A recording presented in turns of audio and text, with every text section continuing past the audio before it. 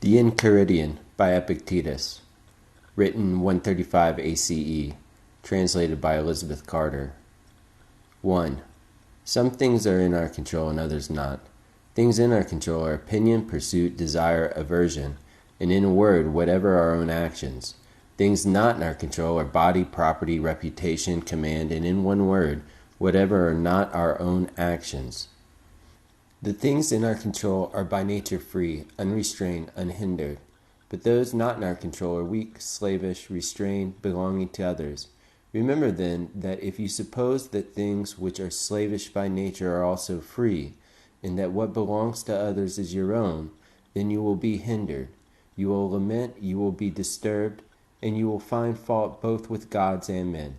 But if you suppose that only to be your own which is your own, and what belongs to others such as it really is, then no one will ever compel you to restrain you. Further, you will find fault with no one or accuse no one. You will do nothing against your will. No one will hurt you. You will have no enemies, and you not be harmed. Aiming therefore at such great things, remember that you must not allow yourself to be carried, even with a slight tendency, towards the attainment of lesser things. Instead, you must entirely quit some things, and for the present postpone the rest. But if you would both have these great things along with power and riches, then you will not gain even the latter, because you aim at the former too, but you will absolutely fail of the former, by which alone happiness and freedom are achieved. Work therefore to be able to say to every harsh appearance, you are but an appearance, and not absolutely the thing you appear to be, and then examine it by those rules which you have, the first and chiefly by this, whether it concerns the things which are in our own control and those which are not, and if it concerns anything not in our control, be prepared to say that it is nothing to you. 2. Remember that following desire promises the attainment of that of which you are desirous, and aversion promises the avoiding that to which you are averse. However, he who fails to obtain the object of his desire is disappointed, and he who incurs the object of his aversion wretched. If, then, you confine your aversion to those objects only which are contrary to the natural use of your faculties, which you have in your own control, you will never incur anything to which you are averse. But if you are averse to sickness or death or poverty, you will be wretched. Remember aversion then from all things that are not in our control, and transfer it to things contrary to the nature of what is in our control. But for the present, totally suppress desire. For if you desire any of the things which are not in your own control, you must necessarily be disappointed. And of those which are, and which it would be laudable to desire, nothing is yet in your possession. Use only the appropriate actions of pursuit and avoidance, and even these lightly and with gentleness and reservation. 3. With regard to whatever object gives you delight, are useful, or are deeply loved, remember to tell yourself of what general nature they are, beginning from the most insignificant things. If, for example, you are fond of a specific ceramic cup, remind yourself that it is only ceramic cups in general of which you are fond. Then if it breaks, you will not be disturbed. If you kiss your child or your wife, say that you only kiss things which are human, and thus you will not be disturbed if either of them dies. 4. When you are going about any action, remind yourself what nature the action is. If you are going to bathe, picture to yourself the things which usually happen in the bath. Some people splash the water, some push. Some use abusive language, and others steal. Thus you will more safely go about this action if you say to yourself, I will now go bathe, and keep my own mind in a state comfortable to nature. And in the same manner with regard to every other action, for thus if any hindrance arises in bathing, you will have it ready to say, it was not only to bathe that I desired, but to keep my mind in a state comfortable to nature, and I will not keep it if I am bothered at things that happen. 5. Men are disturbed not by things, but by the principles and notions which they form concerning things. Death, for instance, is not terrible, else it would have appeared so to Socrates. But the terror consists in our notion of death, that it is terrible. When therefore we are hindered or disturbed or grieved, let us never attribute it to others, but to ourselves, that is, to our own principles. An uninstructed person will lay the fault of his own bad conditions upon others. Someone just starting instruction will lay the fault on himself. Some who is perfectly instructed will place blame neither on others nor on himself. 6. Don't be prideful with any excellence that is not your own. If a horse should be prideful and say, "I am handsome," it would be supportable. But when you are prideful and say, "I have a handsome horse," know that you are proud of what is, in fact, only the good of the horse. What then is your own? Only your reaction to the appearance of things. Thus, when you behave comfortably to nature in reaction to how things appear, you will be proud with reason, for you will take pride in some good of your own. 7. Consider when on a voyage your ship is anchored. If you go on shore to get water, you may along the way amuse yourself with picking up a shellfish or an onion. However, your thoughts and continual attention ought to be bent towards the ship, waiting for the captain to call on board.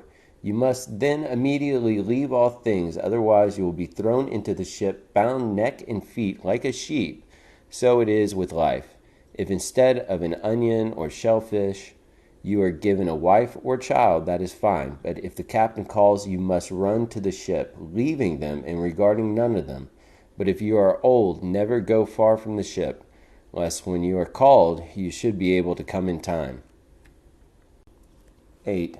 Don't demand that things happen as you wish, but wish that they happen as they do happen, and you will go on well. 9. Sickness is a hindrance to the body, not to your ability to choose, unless that is your choice. Lameness is a hindrance to the leg, but not to your ability to choose. Say this to yourself with regard to everything that happens. Then you will see such obstacles as hindrances to something else, but not to yourself. 10. With every accident, ask yourself what abilities you have for making a proper use of it. If you see an attractive person, you will find that self-restraint is the ability you have against your desire. If you are in pain, you will find fortitude. If you hear unpleasant language, you will find patience. And thus, habituated, the appearance of things will not hurry you along with them. 11. Never say of anything, "I have lost it, but I have returned it." Is your child dead? It is returned. Is your wife dead? She is returned. Is your estate taken away? Well, and is not likewise returned, but he who took it away is a bad man. What difference is it to you who the giver assigns to take it back? While he gives it to you to possess, take care of it, but don't view it as your own, just as travelers view a hotel. 12. If you want to improve, reject such reasonings as these. If I neglect my affairs, I'll have no income. If I don't correct my servant, he will be bad. For it is better to die with hunger, exempt from grief and fear, than to live in affluence with perturbation. And it is better your servant should be bad than you unhappy. Begin therefore from little things. Is a little oil spilt, a little wine stolen? Say to yourself, this is the price paid for equanimity, for tranquility, and nothing is to be had for nothing. When you call your servant, it is possible that he may not come, or if he does, he may not want to do what you want. But he is by no means of such importance that it should be in his power to give you any disturbance. 13. If you want to improve, be content to be thought foolish and stupid with regard to external things. Don't wish to be thought to know anything, and even if you appear to be somebody important to others, distrust yourself. For it is difficult to both keep your faculty of choice and a state comfortable to nature, and at the same time acquire external things. But while you are careful about the one, you must of necessity neglect the other. 14. If you wish your children, your wife, and your friends to live forever, you are stupid. For you wish to be in control of things which you cannot. You wish for things that belong to others to be your own. So likewise, if you wish your servants to be without fault, you are a fool. For you wish vice not to be vice, but something else. But if you wish to have your desires undisappointed, This is in your own control. Exercise, therefore, what is in your control. He is the master of every other person who is able to confer or remove whatever that person wishes either to have or to avoid. Whoever then would be free, let him wish for nothing. Let him decline nothing, which depends on others, else he must necessarily be a slave.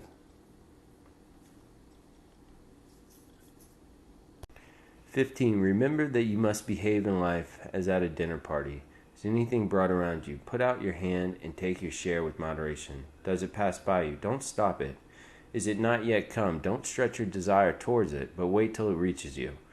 Do this with regard to children, to wife, to public posts, to riches, and you will eventually be a worthy partner of the feast of the gods. And if you don't even take the things which are set before you, but are able to reject them, then you will not only be a partner at the feast of the gods, but also their empire. For by doing this, Dionysus and Heraclitus and others like them deservedly became and were called divine.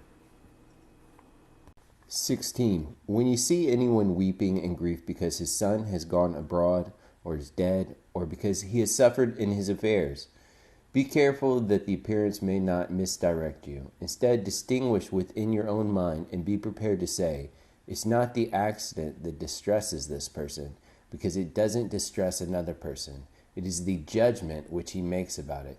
As far as words go, however, don't reduce yourself to his level, and certainly do not moan with him. Do not moan inwardly either. 17. Remember that you are an actor in a drama of such a kind as the author pleases to make it. If short, a short one. If long, a long one. If it is the pleasure you should act as a poor man, a cripple, a governor, or a private person, see that you act it naturally. For this is your business, to act well the character assigned you. To choose it is another's.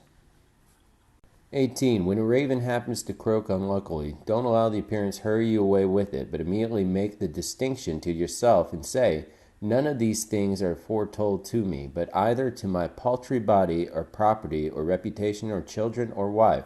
But to me all omens are lucky, if I will, for whichever of these things happens, it is in my control to derive advantage from it. 19. You may be unconquerable. If you enter into no combat in which it is not in your own control to conquer, when therefore you see anyone eminent in honors or power or in high esteem, on any other account, take heed not to be hurried away with the appearance, and to pronounce him happy. For if the essence of good consists in things in our control, there will be no room for envy or emulation. But for your part, don't wish to be a general or a senator or a consul, but to be free. And the only way to this is a contempt of things not in our control. 20. Remember that not he who gives ill language or a blow insults, but the principle which represents these things as insulting. When therefore anyone provokes you, be assured that it is your own opinion which provoked you. Try therefore in the first place not to be hurried away with the appearance, for if you once gain time and respite, you will more easily command yourself. 21. Let death and exile and all other things which appear terrible be daily before your eyes, but chiefly death, and you will never entertain any abject thought, nor too eagerly covet anything. 22. If you have an earnest desire of attaining to philosophy, prepare yourself from the very first to be laughed at, to be sneered by the multitude, to hear them say, he has returned to us a philosopher all at once. And whence this supercilious look? Now for your part, don't have a supercilious look indeed, but keep steadily to those things which appear best to you as one appointed by God to this station. For remember that if you adhere to the same point, those very persons who at first ridiculed will afterwards admire you, but if you are conquered by them, you will incur a double ridicule.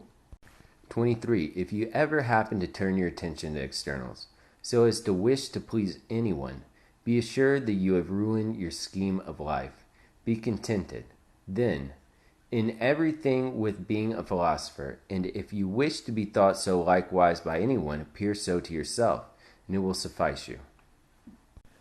24. Don't allow such considerations as these distress you.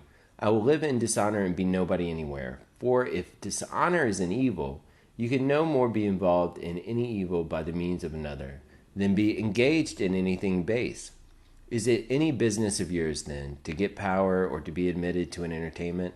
By no means. How then, after all, is this a dishonor? And how is it true that you will be nobody anywhere when you ought to be somebody in those things only which are in your own control, and which you may be of the greatest consequence? But my friends will be unassisted. What do you mean by unassisted? They will not have money from you, nor will you make them Roman citizens. Who told you then that these are among things in our own control, and not the affairs of others? And who can give to another the things which he has not himself? Well, but get them, then, that we too may have a share. If I can get them with a preservation of my own honor and fidelity in the greatness of mine, show me the way, and I will get them. But if you require me to lose my own proper good, that you may gain what is not good, consider how inequitable and foolish you are. Besides, which would you rather have, a sum of money or a friend of fidelity and honor? Rather assist me, then, to gain this character than require me to do those things by which I may lose it. Well, but my country, say you, as far as depends on me, will be unassisted. Here again, what assistance is this you mean? It will not have porticos nor baths of your providing. And what signifies that? Why, neither does a smith provide it with shoes, or a shoemaker with arms. It is enough if everyone fully performs his own proper business. And were you to supply it with another citizen of honor and fidelity, would not he be of use to it? Yes, therefore neither are you yourself useless to it. What place then, say you, will I hold in the state? Whatever you can hold with the preservation of your fidelity and honor. But if by desiring to be useful to that you lose these, of what use can you be to your country when you have become faithless and void of shame? 25. Is anyone preferred before you at an entertainment, or in a compliment, or in being admitted to a consultation? If these things are good, you ought to be glad that he has gotten them. And if they are evil, don't be grieved that you have not gotten them. And remember that you cannot, without using the same means which others do, to acquire things not in our own control, expect to be thought worthy of an equal share of them. For how can he who does not frequent the door of any great man, does not attend him, does not praise him, have an equal share with him who does?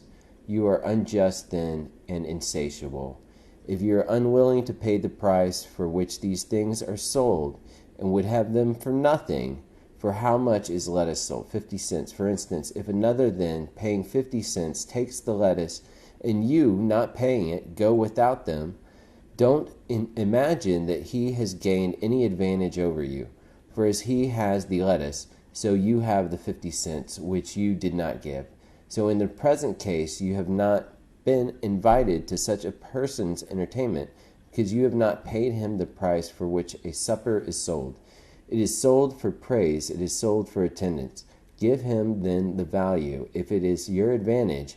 But if you would, at the same time, not pay the one and yet receive the other, you are insatiable and a blockhead. Have you nothing then instead of the supper? Yes, indeed, you have the not praising him who you don't like to praise, and not bearing with him behavior at coming in. 25. Is anyone preferred before you at an entertainment, or in a compliment, or in being admitted to a consultation? If these things are good, you ought to be glad that he has gotten them. And if they are evil, don't be grieved that you have not gotten them. And remember that you cannot, without using the same reason, which others do, to acquire things not in our own control, expect to be thought worthy of an equal share of them. For how can he who does not frequent the door of any great man, does not attend him, does not praise him, have an equal share with him who does?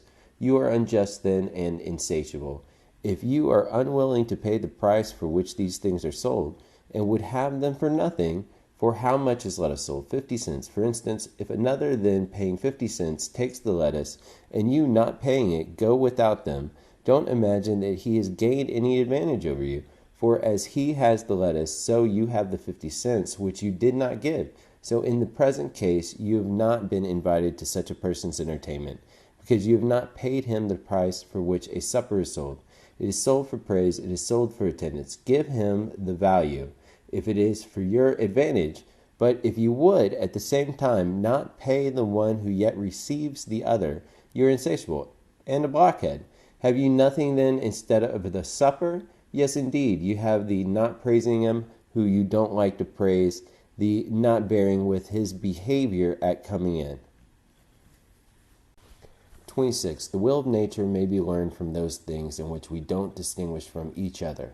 For example, when our neighbor's boy breaks a cup, or the like, we are presently ready to say these things will happen. Be assured then that when your own cup likewise is broken, you ought to be affected just as when another's cup was broken. Apply this in like manner to great things. Is the child or wife of another dead? There is no one who would not say this is a human accident. But if anyone's own child happens to die, it is presently, alas, how wretched am I? But it should be remembered how we are affected in hearing the same thing concerning others. 27. As a mark is not set up for the sake of missing the aim, so neither does the nature of evil exist in the world. 28. If a person gave your body to any stranger he met on his way, you would certainly be angry. And do you feel no shame in handing over your own mind to be confused and mystified by anyone who happens to verbally attack you? 29. In every affair, consider what precedes and follows, and then undertake it. Otherwise, you will begin with spirit, but not having thought of the consequences. When some of them appear, you will shamefully desist. I would conquer at the Olympic Games, but consider what precedes and follows. And then, if it is for your advantage, engage in the affair. You must conform to the rules, submit to a diet, refrain from dainties, exercise your body, whether you choose it or not, at a stated hour, in heat and cold. You must drink no cold water, nor sometimes even wine. In a word, you must give yourself up to your master as to a physician. Then, in the combat, you may be thrown into a ditch, dislocate your arm, turn your ankle, swallow dust, be whipped, and after all, lose the victory. When you have evaluated all this, if your inclination still holds, then go to war. Otherwise, take notice. You will behave like children who sometimes play like wrestlers, sometimes gladiators, sometimes blow a trumpet, and sometimes act at a tragedy when they have seen and admired these shows. Thus you too will be at one time a wrestler, at another a gladiator, now a philosopher, then an orator. But with your whole soul nothing at all, like an ape, you mimic all you see, and one thing after another is sure to please you, but is out of favor as soon as it becomes familiar. For you have never entered upon anything considerately, nor after having viewed the whole matter on all sides, or made any scrutiny into it, but rashly and with a cold inclination. Thus some, when they have seen a philosopher and heard a man like Euphrates, though indeed who can speak like him, have a mind to be a philosopher too. Consider first, man, what the matter is, and what your own nature is able to bear. If you would be a wrestler, consider your shoulders, your back, your thighs, for different persons are made for different things. Do you think that you can act as you do and be a philosopher, that you can eat and drink and be angry and discontented as you are now? You must watch, you must labor, you must get the better of certain appetites, must quit your acquaintance, be despised by your servants, be laughed at by those you meet, come off worse than others in everything, in magistracies, in honors, in courts of judicature. When you have considered all these things round, approach, if you please, if by parting with them you have a mind to purchase equanimity, freedom, and tranquility. If not, don't come here. Don't, like children, be one while a philosopher, then a publican, and then an orator, and then one of Caesar's officers. These things are not consistent. You must be one man, either good or bad. You must cultivate either your own ruling faculty or externals, and apply yourself either to things within or without you. That is, be either a philosopher or one of the vulgar. 30. Duties are universally measured by relations. Is anyone a father? If so, it is implied that the children should take care of him, submit to him in everything patiently, listen to his reproaches, his corrections, but he is a bad father. Are you naturally entitled then to a good father? No, only to a father is a brother unjust. Well, keep your own situation towards him. Consider not what he does, but what you are to do to keep your own faculty of choice in a state comfortable to nature. For another will not hurt you unless you please. You will then be hurt when you think you are hurt. In this manner, therefore, you will find from the idea of a neighbor, a citizen, a general, the corresponding duties if you accustom yourself to contemplate the several relations. 31. Be assured that the essential property of piety towards the gods is to form right opinions concerning them as existing, and as governing the universe with goodness and justice, and fix yourself in this resolution, to obey them, and yield to them, and willingly follow them in all events, as produced by the most perfect understanding. For thus you will never find fault with the gods, nor accuse them as neglecting things not in our own control to be either good or evil. When you are disappointed of what you wish, or incur what you would avoid, you must necessarily find fault with and blame the authors. For every animal is naturally formed to fly and abhor things that appear hurtful, and the causes of them, and to pursue and admire those which appear beneficial, and the causes of them. It is impractical, then, that one who to him the things which he takes to be good, and the supporting empire to be good, made Polynices and Eteocles mutual enemies. On this account the husbandman, the sailor, the merchant, of this account those who lose wives and children, revile the gods. For where interest is, there too is piety placed, so that whoever is careful to regulate his desires and aversions as he ought is, by the very same means, careful of piety likewise. But it is also incumbent on everyone to offer libations and sacrifices and first fruits comfortably to the customs of his country, with purity, and not in a slovenly manner, nor negligently, nor sparingly, nor beyond his ability. 32. When you have recourse for divination, remember that you know not what the event will be, and you come to learn it of the diviner. But of what nature it is you know before you come, at least if you are a philosopher. For if it is among the things not in our control, it can by no means be either good or evil. Don't therefore bring other desire or aversion with you to the diviner, else you will approach him trembling. But first acquire a distinct knowledge that every event is indifferent and nothing to you, and whatever sort it may be, for it will be in your power to make a right use of it, and this no one can hinder. Then come with confidence to the gods as your counselor, and afterwards, when any counsel is given you, remember what counselors you have assumed, and whose advice you will neglect if you disobey. Come to divination, as Socrates prescribed, in cases of which the whole consideration relates to the event, in which no opportunities are afforded by reason, or any other art, to discover the things proposed to be learned. When therefore it is our duty to share the danger of a friend or of our country, we ought not to consult the oracle whether we will share it with them or not.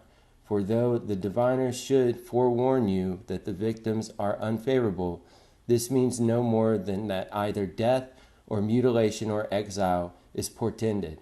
But we have reason within us, and it directs us, even with these hazards, to the greater diviner, the Pythian god, who cast out of the temple the person who gave no assistance to his friend while another was murdering him. 33. Immediately prescribe some character and form of conduct for yourself, which you may keep both alone and in company. Be for the most part silent, or speak merely what is necessary, and in few words.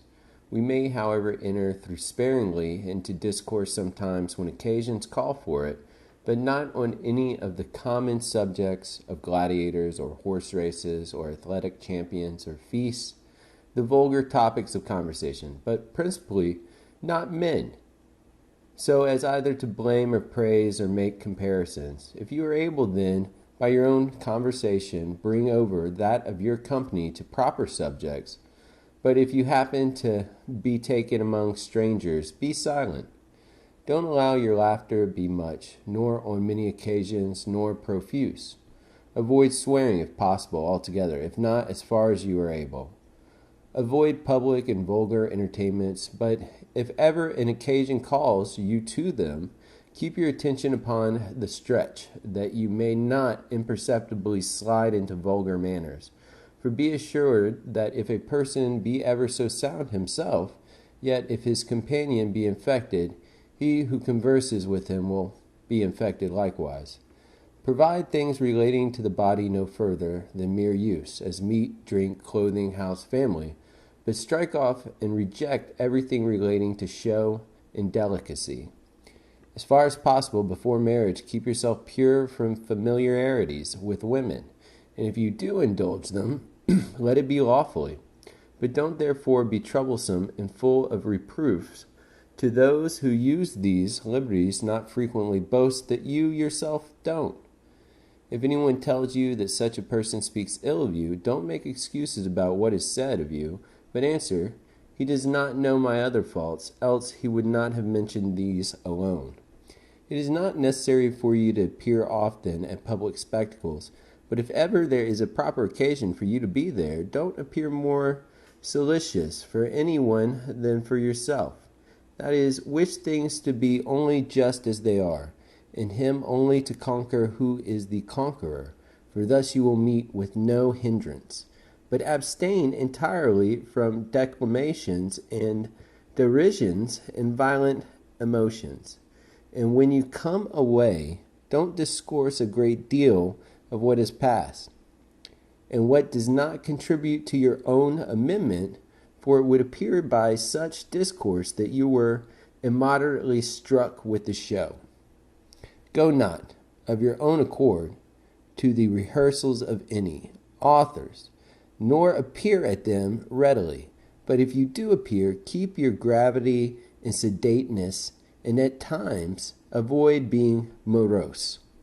When you are going to confer with anyone, and particularly of those in a superior station, represent to yourself how Socrates or Zeno would behave in such a case, and you will not be at a loss to make a proper use of whatever may occur.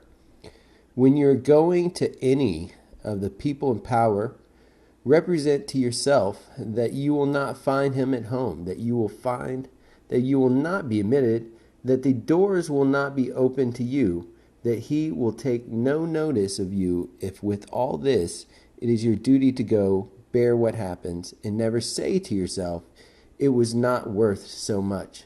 For this is vulgar, and like a man dazed by external things. In parties of conversation avoid a frequent and excessive mention of your own actions and dangers, for however agreeable it may be to yourself to mention the risks you have run, it is not equally agreeable to others to hear your adventures. Avoid likewise an endeavor to excite laughter, for this is a slippery point, which may throw you into vulgar manners, and besides, may be apt to lessen you in the esteem of your acquaintances. Approaches to indecent discourse are likewise dangerous. Whenever therefore anything of this sort happens, if there be a proper opportunity, rebuke him who makes advances that way, or at least by silence and blushing and a forbidding look, show yourself to be displeased by such talk. 34. If you are struck by the appearance of any promised pleasure, guard yourself against being hurried away by it, but let the affair wait for your leisure, and procure yourself some delay. Then bring to your mind both points of time, that in which you will enjoy the pleasure, and that in which you will repent and reproach yourself after you have enjoyed it, and set before you, in opposition to these, how will be glad and applaud yourself if you abstain. And even though it should appear to you a seasonable gratification, take heed that its enticing and agreeable and attractive force may not subdue you, but set in opposition to this how much better it is to be conscious of having gained so great a victory. 37. If you have assumed any character above your strength, you have both made an ill figure in that, and quitted one which you might have supported. 38. When walking, you are careful not to step on a nail or turn your foot, so likewise be careful not to hurt the ruling faculty of your mind. And if we were to guard against this in every action, we should undertake the action with a greater safety. 39. The body is to everyone the measure of the possession proper for it, just as the foot is of the shoe. If therefore you stop at this, you will keep the measure, but if you move beyond it, you must necessarily be carried forward, as down a cliff. As in the case of a shoe, if you go beyond its fitness to the foot, it comes first to be gilded, then purple, and then stubbed with jewels. For to that which one exceeds a due measure, there is no bound. 40. Women from 14 years old are flattered with the title of mistress by the men. Therefore, perceiving that they are regarded only as qualified to give the men pleasure, they begin to adorn themselves, and in that to place ill their hopes. We should therefore fix our attention on making them sensible that they are valued for the appearance of decent, modest, and discreet behavior. 41. It is a mark of want of genius to spend much time in things relating to the body, as to be long in our exercises, in eating and drinking, and in the discharge of other animal functions. These should be done incidentally and slightly, and our whole attention be engaged in the care of the understanding. 42. When any person harms you or speaks badly of you, remember that he acts or speaks from a supposition of its being his duty. Now it is not possible that he should follow what appears right to you, but what appears so to himself. Therefore, if he judges from a wrong appearance, he is the person hurt, since he too is the person deceived. For if anyone should suppose a true proposition to be false, the proposition is not hurt, but he who is deceived about it. Setting out, then, from these principles, you will meekly bear a person who reviles you, for you will say upon every occasion, it seems so to him. 43. Everything has two handles, the one by which it may be carried, the other by which it cannot. If your brother acts unjustly, don't lay hold on the action by the handle of his injustice, for by that it cannot be carried, but by the opposite, that he is your brother, that he was brought up with you, and thus you will lay hold on it as it is to be carried. 45. Does anyone bathe in a mighty little time? Don't say that he does it ill, but in a mighty little time. Does anyone drink a great quantity of wine? Don't say that he does ill, but that he drinks a great quantity. For unless you perfectly understand the principle from which anyone acts, how should you know if he acts ill? Thus you will not run the hazard of assenting to any appearance but such as you fully comprehend. 44. These reasonings are unconnected. I am richer than you, therefore I am better. I am more eloquent than you, therefore I am better. The connection is rather this: I am richer than you, therefore my property is greater than yours. I am more eloquent than you, therefore my style is better than yours. But you, after all, are neither property nor style. 46. Never call yourself a philosopher, nor talk a great deal among the unlearned about theorems, but act comfortably to them. Thus, at an entertainment, don't talk how persons ought to eat, but eat as you ought. For remember that in this manner Socrates also universally avoided all ostentation. And when persons came to him and desired to be recommended by him to philosophers, he took and recommended them, so well did he bear being overlooked. So that if ever any talk should happen among the unlearned concerning philosophical theorems, be you, for the most part, silent.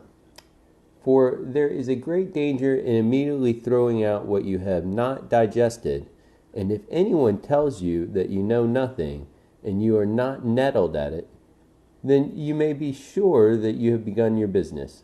For sheep don't throw up the grass to show the shepherd how much they have eaten, but inwardly digesting their food, they outwardly produce wool and milk. Thus, therefore, do you likewise not show theorems to the unlearned, but the actions produced by them after they have digested. 47. When you have brought yourself to supply the necessities of your body at a small price, don't pick yourself upon it, nor, if you drink water, be saying upon every occasion, I drink water, But first consider how much more sparing and patient of hardships the poor are than we.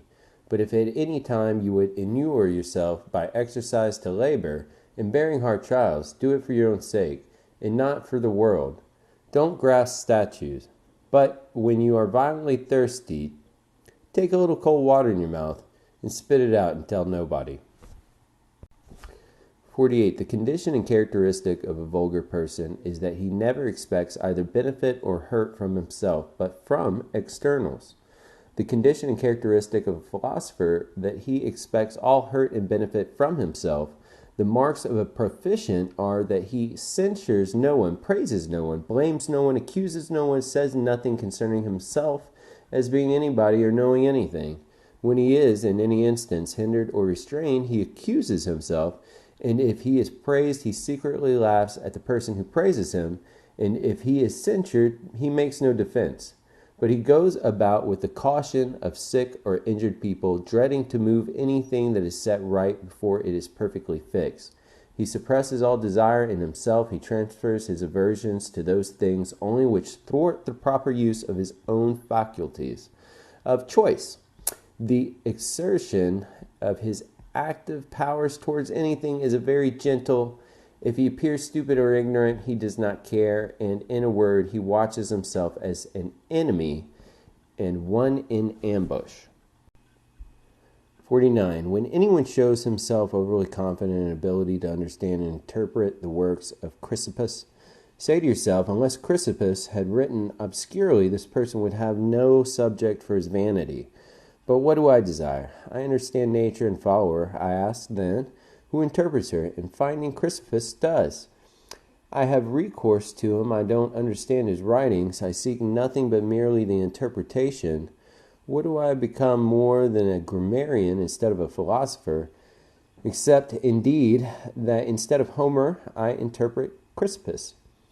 So, when anyone therefore desires me to read Chrysippus to him, I rather blush when I cannot show my actions agreeable and consonant to his discourse. 50. Whatever moral rules you have deliberately proposed to yourself, abide by them as they were laws, and as if you would be guilty of impiety by violating any of them. Don't regard what anyone says of you, for this, after all, is no concern of yours. How long, then, will you put off thinking yourself worthy of the highest improvements and follow the distinctions of reason? You have received the philosophical theorems with which you ought to be familiar, and you have been familiar with them. What other masters, then, do you wait for to throw upon the delay of reforming yourself? You are no longer a boy, but a grown man. If, therefore, you will be negligent and slothful, and always add procrastination to procrastination, purpose to purpose, and fix day after day in which you will attend to yourself, you will insensibly continue without proficiency, and living and dying, preserve and being one of the vulgar. This instant, then, think yourself worthy of living as a man grown up and a proficient. Let whatever appears to be the best be to you an inviolable law. And if any instance of pain or pleasure or glory or disgrace is set before you, remember that now in the combat, now the Olympiad comes on, nor can it be put off. By once being defeated and giving away, proficiency is lost, or by the contrary, preserved. Thus Socrates became perfect, improving himself by everything, attending to nothing but reason. And though you are not yet a Socrates, you ought, however, to live as one desirous of becoming a Socrates. 51. The first and most necessary topic in philosophy is that of the use of moral theorems, such as, we ought not to lie. The second is that of demonstrations, such as, what is the origin of our obligation not to lie? The third gives strength and articulation to the other two, such as, what is the origin of this is a demonstration. For what is demonstration? What is consequence? What contradiction? What truth? What falsehood? The third topic, then, is necessary on the account of the second, and the second on the account of the first. But the most necessary, and that whereon we ought to rest, is the first. But we act just on the contrary, for we spend all of our time on the third topic and employ all our diligence about that, and entirely neglect the first. Therefore, at the same time that we lie, we are immediately prepared to show how it is demonstrated that lying is not right.